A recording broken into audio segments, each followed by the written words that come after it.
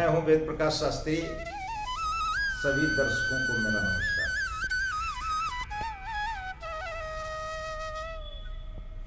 पंचमम स्कंधमाते, पंचम स्कंध माता यानी पांचवें दिन आप स्कंध माता की पूजा करते हैं। ये ऐसी मां है जो मोक्ष के द्वार को खोलती है।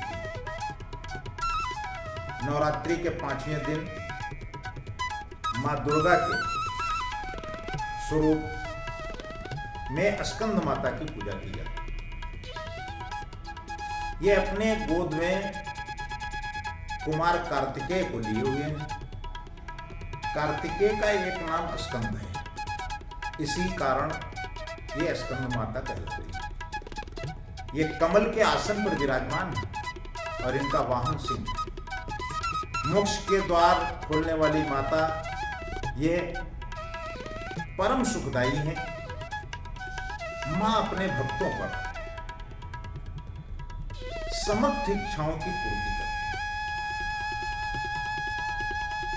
और मां की कृपा आप पर बनी रहे, इसके लिए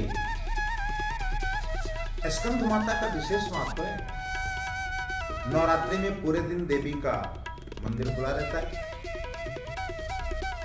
जिन्हें संतान सुख नहीं होता उनको स्कंद माता के दर्शन और पूजन से उनकी मनोकामना पूरी। कहा यह भी जाता है कि बच्चों और युवाओं की शिक्षा में आने वाली बाधा को माता रानी दूर करती है। स्कंद माता का स्वरूप मन को मोह लेने वाला है।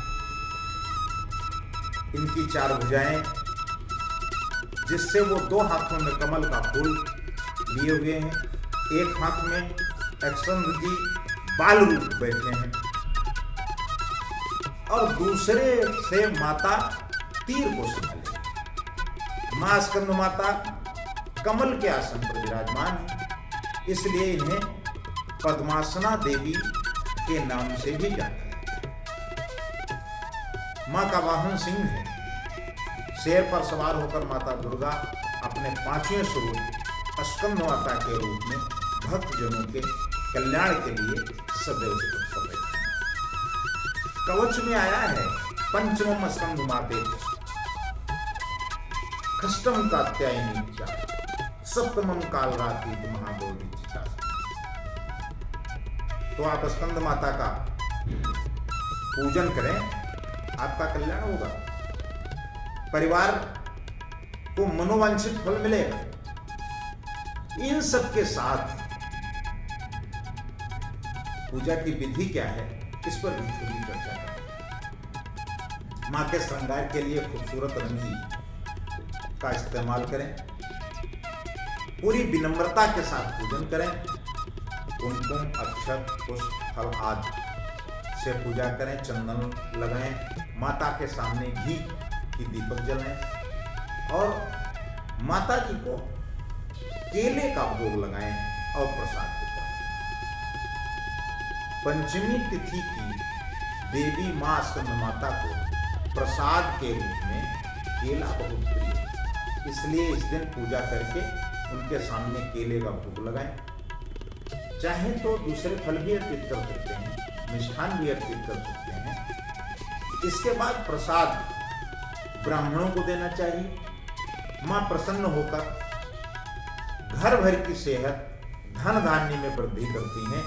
माता के पूजन से होने वाले लाभ, देवी स्कंद माता का पूर्ण श्रद्धा भाव से किया गया पूजन मोक्ष प्रदान करने वाला माना गया है। मां भगवती की भक्ति और कृपा से ज्ञान का प्रकाश मिलता है तथा पारिवारिक कलह एवं अशांति से छुटकारा मिलता है। इसलिए देवी स्कंद माता के पूजन से त्रिदोष भी दूर होते हैं, ऐसा भी हमारे शास्त्रों में कहा गया है। और एक बात ध्यान रखिए, आप दुर्गा सप्तशती का पूजन करते होंगे।